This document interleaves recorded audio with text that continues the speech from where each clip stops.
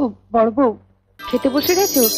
নিতাই এসেছে, বলছে বড় খিদে পেয়েছে। আপনি মামাকে হাত পা ধুয়ে খাবার টেবিলে বসতে বলুন মা, আমি এক্ষুনি খাবার নিয়ে যাচ্ছি। দেরি করো না জানো, বেচারা এত বেলা অবধি না খেয়ে বসে আছে।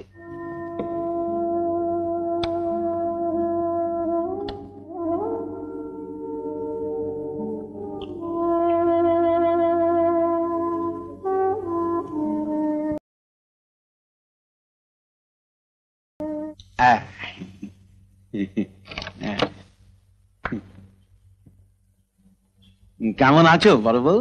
ভালো, আপনি ভালো আছেন? মানে এতক্ষণ ভালো ছিলাম না, এগুলো দেখছি তো এখন খুব ভালো বোধ করছি।